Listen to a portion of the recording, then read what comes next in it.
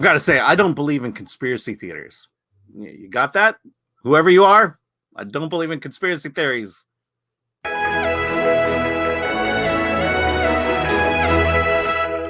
Alan Ng. I was Zorianna Kit, and today we review City of Lies. Russell Poole and Jack Jackson investigate the murders of rappers Notorious B.I.G.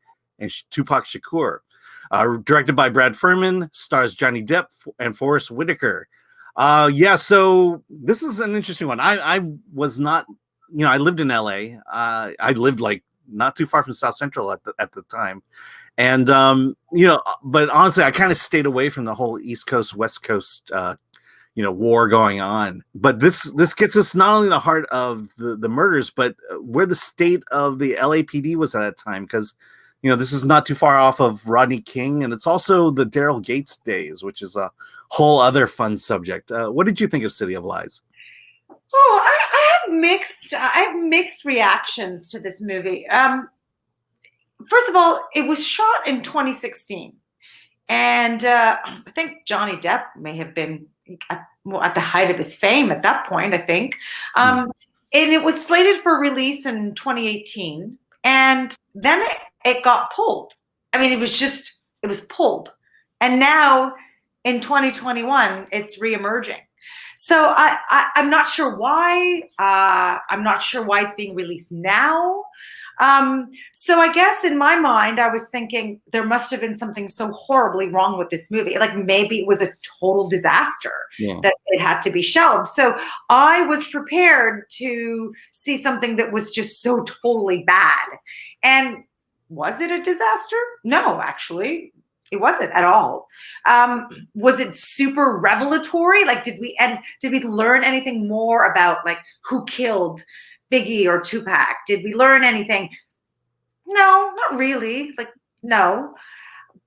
Did we learn why our two main characters, one is the author of the book that this movie is based on, even though it has a name, the character is different from the author's name, and the cop that's been investigating. Do we learn, they're obsessed with solving this case 15 years after the fact. And do we learn anything about what's guiding them, what's compelling them, why, while everyone else has moved on, why they're doing this? No. Do we learn why the LAPD, like why so many off-duty officers were like intertwined and in bed with these rappers and their labels? No, but this is all covered. It's all covered. So it's interesting. It's mildly interesting because these are interesting subject matters because we all know where we were during that time in our lives when this was occurring. But nothing ever really, it doesn't get any bigger or broader or more exciting than just kind of going, okay, yeah, I've just took a little trip down memory lane, but I didn't emerge better or knowledgeable or anything like that. Yeah, I think for me, I agree with much of what you're saying. I think what was interesting to me was the fact that because I lived in LA during this time, you couldn't go anywhere on television or on radio without some discussion of the LAPD at this time. Daryl Gates and the state that he had brought the LAPD to, and then to kind of once they got rid of him, basically cutting the head off the snake, where the police department just kind of fell apart and this sort of corruption started seeping in, and so it's just fascinating to me from a historical context from where I was. That's, to me, that was the reason I liked this movie, was just that aspect of it.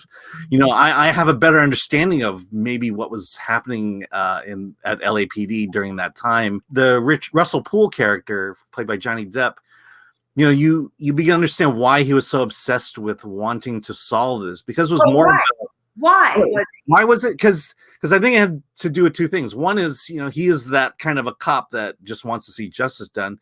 But two, to realize that why was, even when the police department found out that there were moles and that there were, in a sense, double agents at the time, why they still chose not to do anything. You don't know why they didn't choose not to do anything, but you do understand that there was a vast conspiracy from whoever to make sure that this crime was never solved. And Yes. and there's a lot of protection going on. And so maybe it doesn't end on a happy note, but I think it keeps the mind just the power, just the corruption that comes with power, especially power that involves having guns and being part of law enforcement. And to me, that's kind of the warning of this, of, you know, why people are on the streets, you know, protesting. You know, not much has changed. It just looks differently, and that's what I found fascinating about it. And the fact that, you know, we're watching Forrest Whitaker and Johnny Depp in a movie together is pretty cool as well. It was a little disconcerting to see. Well, they use a lot of real life footage of Biggie and Tupac, and of course, no one's playing them in this film. Which yes, is good. Exactly. We see P. Diddy, who I think at the time was probably called Puff Daddy. I can't keep up with that. You know, so we see them as them in real life, and then Biggie Smalls' mother, actual mother, has a extended cameo in the film when she meets with the detective and the journalist, and they sit down and have a talk. That's actually his real life mother. So it was a little bit jarring to be watching something that's based on a true story, but it is still fictionalized. And then you get these bursts of realism coming in at you. It was, I found, for whatever reason, I felt myself being taken out of the movie when that was happening, when I think the whole point was to make me feel like I was more in the movie. What kind of effect did that have on you? You know, I thought it was, it didn't pull me out, not at all. I do like kind of the blending of reality and drama at this point. Just because it's just that reminder that this still is a real story.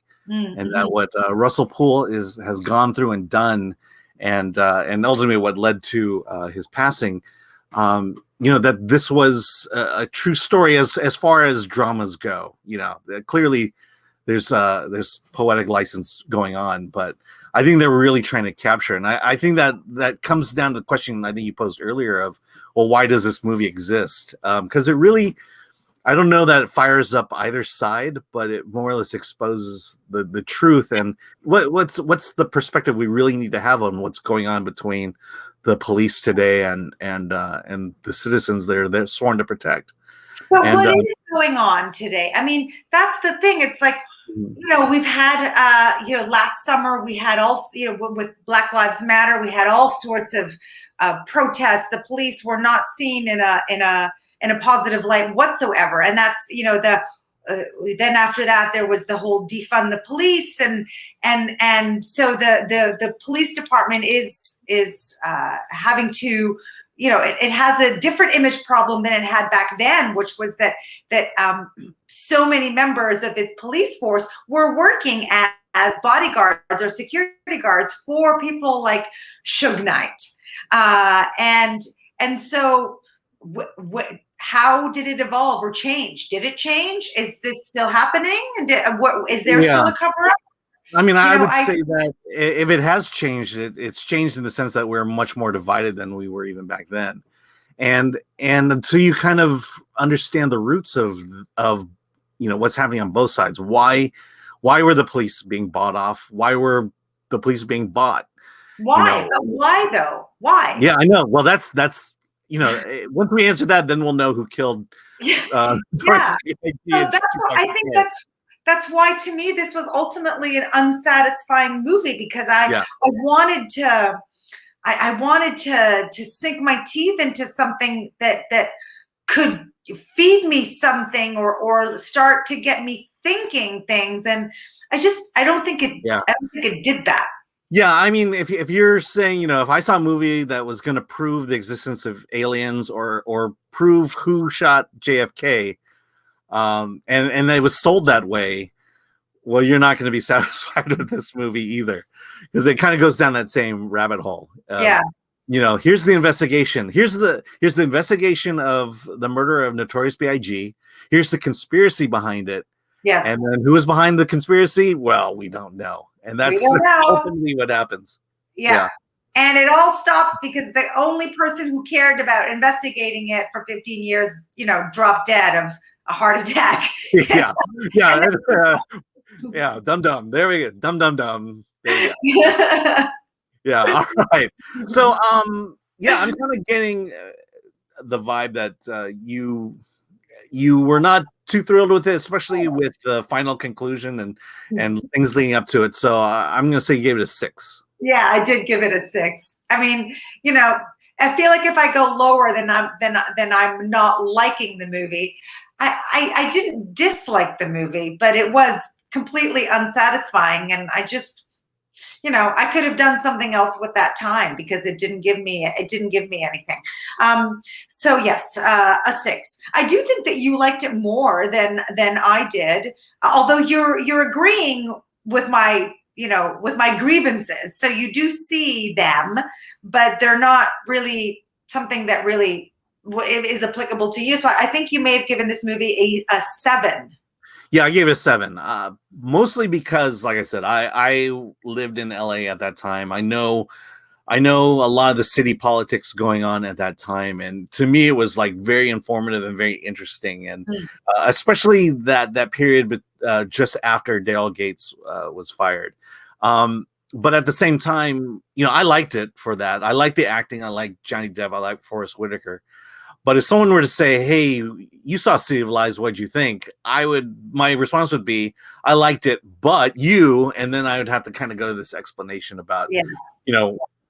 Give you ideas of whether you might want to see it or not. And so, if it was released in 2018 when it was originally supposed to, I don't know if I would feel different considering everything that's happened since. Yeah, I'm wondering. Part of me will say it wasn't released due to political reasons. Maybe something I can't think of what was happening in 2018 that would specifically affect this movie. Well, I did some research. I don't know if Johnny Depp was in trouble at that time. There was someone on set had accused Johnny Depp of assaulting them, and so there was that still is not resolved. And then there was some transference, something to do with one distributor possibly going bankrupt or something. I don't know the entire detail, but there was some distribution thing happening that this movie may have just fallen through the cracks or wasn't going to promised release date. So there were, but and then other people think that maybe the police had something to do with it. That's like I don't think that in and of itself. If you say that, you haven't seen the movie. It's distributed by Saban, which has been actually buying a lot of films with fairly prominent people in it that never got released. And my assumption is they got it at a really good price. Yes. And now they're doing it. And if you like Forrest Whitaker, if you like Johnny Depp, this is a good movie to watch. I liked it, but and so there we go. All right. So be sure to like, subscribe, comment. Let us know what you thought of City of Lies. Yeah, I'd be interested in what you thought. Yeah. And with that, let's get out of here.